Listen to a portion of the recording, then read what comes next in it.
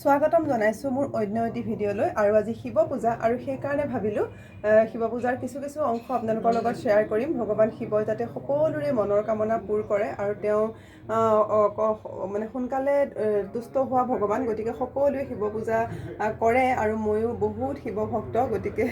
শিৱ পূজাৰ কাৰণে ঘৰলৈ আহিলোঁ আৰু আমাৰ কামপুৰৰ ঘৰত শিৱ পূজা কৰা হয় কাৰণ এইভাগ মন্দিৰ আমাৰ বহুত পুৰণি মন্দিৰ আৰু ঘৰতে মায়ে গোটেই বছৰ শিৱ পূজা কৰে আৰু আজি বামুণ আহিব অলপ দেৰিকৈ মানে সন্ধিয়া সময়ত বামুণ আহিব পূজা কৰিব আৰু সেইকাৰণে আমি এতিয়া প্ৰাথমিক কামখিনি কৰি আছোঁ মন্দিৰ সজাই আছোঁ আৰু এয়া মালা লগালোঁ চাকি বন্তি দিয়া হ'ল ফল মূলবোৰ ধুই কৰি থওঁ প্ৰসাদ দিওৱা হ'ল এয়া এফালে ফল মূল ৰেডি কৰি থৈছোঁ আৰু এইফালে এয়া ফল মূল আৰু বামুণৰ এইফালে এইখন শিৱ ফটো কাঠত বনোৱা হৈছে আমাৰ ষ্টুডেণ্ট এজনে বনাই দিছিলে খুব ধুনীয়াকৈ কাঠত বনাই দিছিলে বহুত বছৰ হ'ল এইফালে তাৰপিছত এয়া বামুণ আহিলে পূজা কৰিবৰ কাৰণে ফুল ৰেডি কৰি থৈছোঁ এয়া স্বস্তিক মই বনাই দিছোঁ আমাৰ এইখিনি বস্তু লাগেই তাৰমানে এয়া ভোজনী তাৰপিছত এয়া এইখিনি হৈছে পঞ্চপল্লৱ বুলি কোৱা হয় ফুল তুলসী দুবৰি আহঁত বট বেল তাৰপিছত আম পাত এইবোৰ সকলোবোৰ লাগে পূজাত এই সকলোবোৰ পাত ৰেডি কৰি থোৱা হৈছে আৰু এইফালে ইয়াত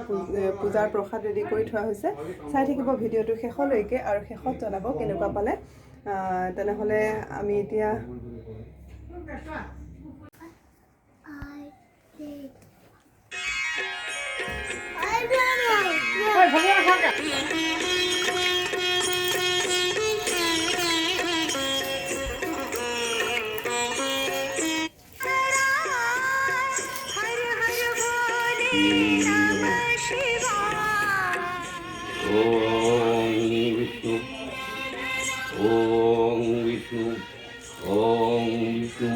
Om Tadvishnu Parampurushadavashyadishurayujapuradhakam Om Apavitra Pavitrava Om Namabhyosyate Brahmanavasadi Vishnu Tersi Javasya Vityashute Shavitrakabdaine Idamad Nama Bhagavate Sujjaya Nama Danai Om Namah Shivaya Lembogo. Ini orang hebat juga. Hari dami.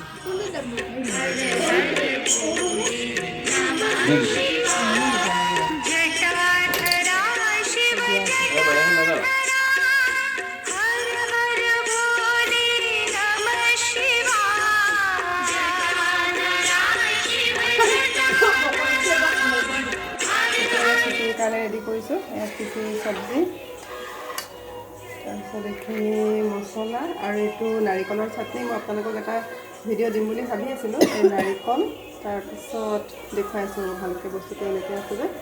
এইফালে খিচিৰিৰ কাৰণে এয়া ready হ'ল আৰু এয়া খিচিৰি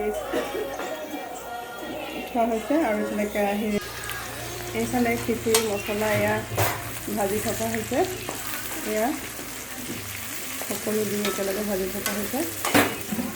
আৰু মই নাৰিকলৰ চাটনিখন দেখুৱাই আছোঁ আচলতে নাৰিকলৰ চাটনিখন খুবেই ভাল লাগে এইখন খাই আপোনালোকে কেতিয়াবা খাব ৰুটিৰ লগত হওক ভাতৰ লগত হওক দুইটাতে খুব ভাল লাগে আৰু কি লাগে তাৰ কাৰণে মই বস্তুখিনি দেখুৱাবলৈ গোটেইখিনি ভালদৰে সজাইছোঁ এইটো হৈছে নাৰিকল ৰুকা তাৰপিছত কাজু কেইটামান দিছোঁ তাৰপিছত দিছোঁ আদা আৰু এইফালে ধনিয়া পাত কেঁচা জলকীয়া সকলোৰে নিজৰ পচন্দ অনুযায়ী কোনে কিমান খায় আৰু কেইটামান চানা আৰু পিঁয়াজ এইখিনি সকলো বস্তুখিনি একেলগে মিক্সিত দি গ্ৰাইণ্ড কৰি দিলে গোটেই নাৰিকলৰ চাটনিটো ৰেডি হৈ যাব আৰু সোৱাদ অনুযায়ী নিমখ দিবলৈ পাহৰিব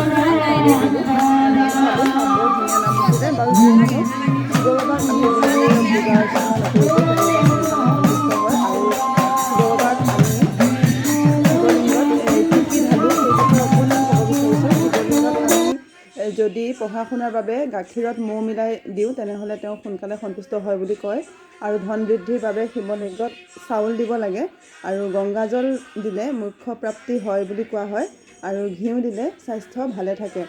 গতিকে এইখিনি বস্তু আমি শিৱলিংগত এনেও ঢালোৱেই গাখীৰত প্ৰথমতে, কিন্তু শিৱলিংগত যেতিয়া আমি পানী ঢালোঁ তেতিয়া প্ৰথমতে